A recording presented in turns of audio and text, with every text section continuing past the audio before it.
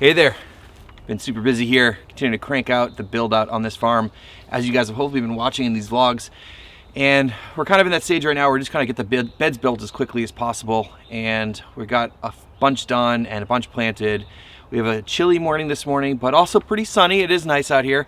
And why am I sitting on the steps of my shed? Well, I will talk to you guys about that later, and I have an important idea I want to share with you guys. But first, let me show you where we're at right now. As you guys saw in the last vlog, this tunnel is completed other than the irrigation. We got all the beds built, the end walls are up, everything's looking great in here. I did plant the last 3 beds in here, and I put in tatsoi, Tokyo bacana, and some carrots. I'm trying to plant a lot of different greens right now to see what works and then what the chefs like, and then probably the next succession I'll dial those back down to specifically what I want to be growing moving into the spring. But this has all been planted out and everything's looking great in there. I'll show you guys in here in a second. It's still a little cold and I want to let the tunnel heat up as much as possible before I open the door.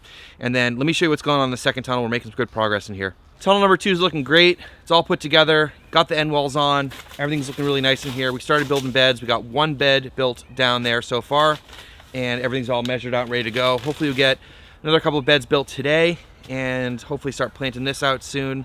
And one of the main things is just try to get the beds built as quickly as possible so we can move on to other projects. We're sort of in that slog of just building up beds right now, but that's the plan today, is to get this all built out.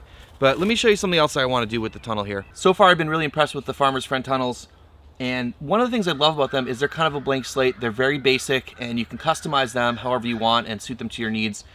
One thing I was kind of concerned about, and I think we have the problem sorted out for now, is what to do about the soil on the ends.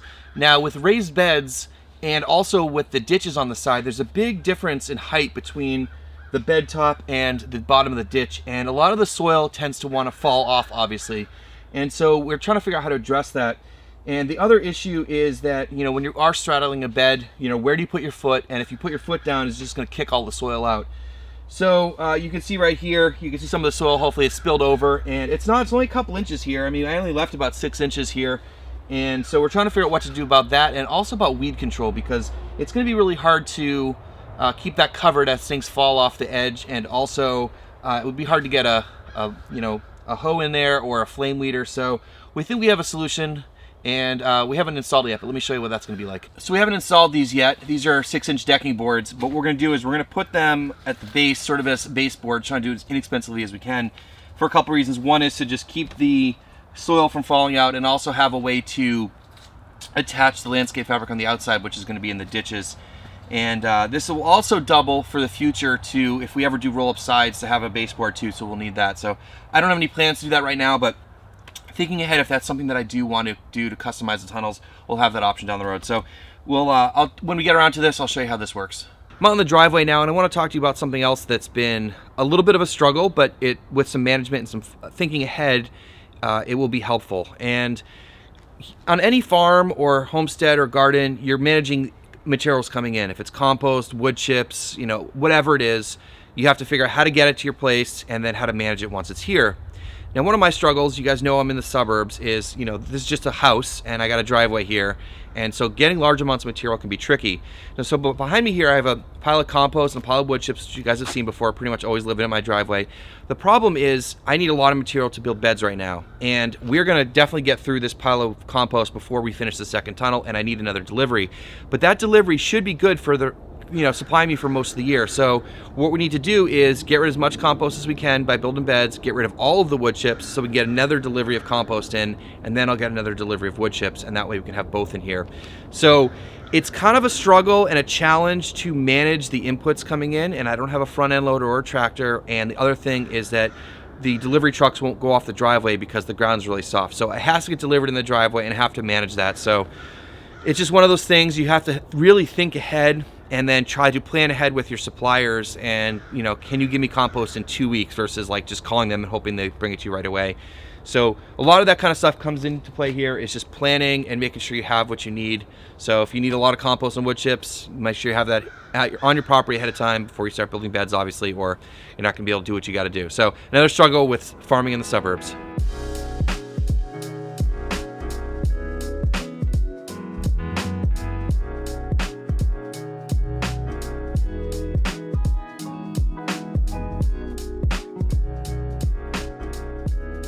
All right, we're about halfway done with these 3 beds. And as you guys maybe saw in the last video I did about building beds, the last 2 we built at the same time. It just makes it a little bit easier. So this one's done, those 2 are partially done, but making good headway. I'm gonna go take a break, get some food, and we'll come back and finish these.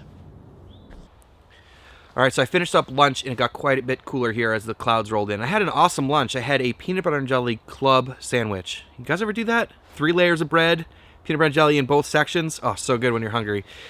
Anyways, I was checking out some stuff, and I've also been hearing a lot lately about people having trouble getting seed orders from certain companies, and I don't know if it's necessarily a seed shortage as a whole system-wide problem, but I think it's more of like a supply chain issue, and I know a lot of people are getting into gardening or farming, and I think maybe there's a little bit of a panic buy going on right now, and so it's creating a bottleneck at some companies, and it's definitely a problem. And I don't know if it's kind of like everyone going to buy toilet paper at the same time like last year or something like that, but there's a big demand for people growing food right now. And so if you guys are looking for another supplier, I really want to recommend today's show sponsor, which is Osborne Quality Seeds.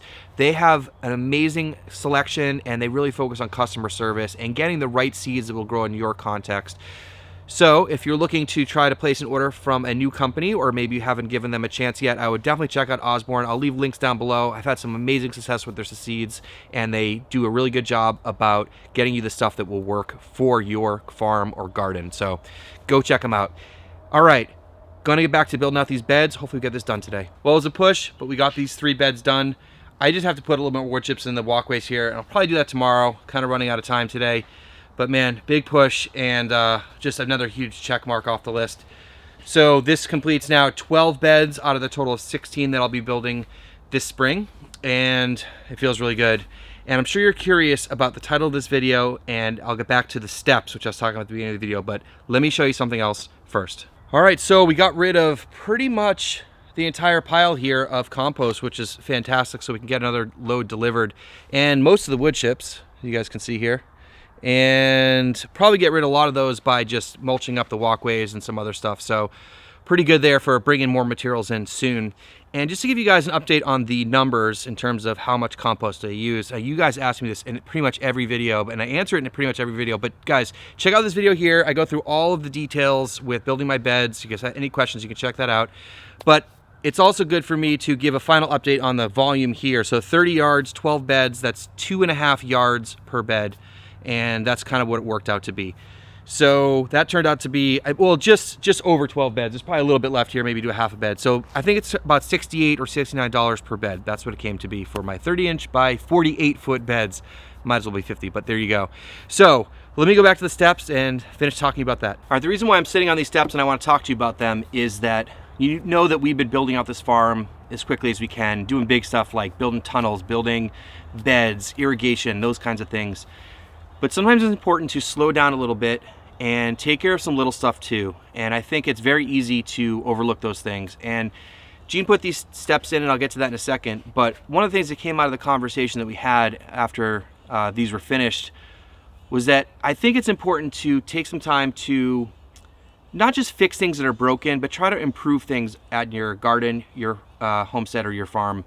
And this is almost like a luxury, because the reality is there were some cinder blocks here that acted as steps, and they were annoying, and they were like kind of a trip hazard, but they worked. And so now these are here, and they're really nice that every time I go in and out of the shed, it kind of puts a little bit of a smile on my face. And if you can create those moments around your farm to make your day a little bit easier, we call them like luxury items, like things that, like, you know, it worked before, but now it's a lot better. So my challenge to you guys is to find at least one thing in the next couple weeks and go out and make it better. And I don't mean like fix something that's broken, like a loose gate or a leaky faucet or something like that. Like, try to find something that, you know, is a little bit of annoyance day to day, and you make it better, and then every time you use it, it'll be nice. So that's my challenge for you guys. So with this in mind, let me show you the steps, and I'll show you some other stuff that that Gene's taking care of. All right, so this is my shed here. Don't mind all the stuff around it, but you can see these really nice steps, really well put together. And those are the cinder blocks that were the old steps. So really, really nice improvement. Makes going in and out really nice. So I'm over here behind the shed. This is another great example. So Gene took the time to try to organize some of the stuff, some T-posts, some hoops, stuff for a trellis system, but just, you know, take a few minutes, a little bit of forethought, and then if you got to go use something, it's nice and easy and organized, and, you know, makes life a little bit easier. So that's what I'm talking about. All right, that about wraps up for today. And I know the last few videos have been all about building beds, but that's what I've been doing at the farm lately. So soon enough, we'll be on to other projects. I'll be sharing that with you, but hopefully you've been enjoying this, and thanks so much for watching. Please hit subscribe if you're not already, and we'll see you in the next one.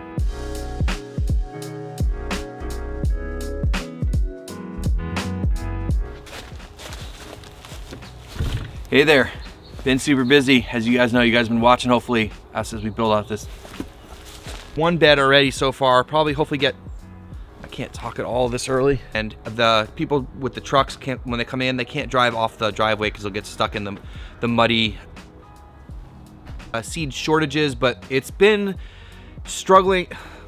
Go ahead. It was great. I actually had a peanut butter and jelly. I can't even, it's both sections, so 4 layers all together with, well, it was a push, but we got these 3 beds done. I can't talk, dude, too tired. Well, it was a push, but we got these 3 beds. All right, so hopefully you're curious about what I've been hinting at. Hopefully you're curious now about what I'm gonna tell you. And you know, these steps. Future request from whoever that was. 321.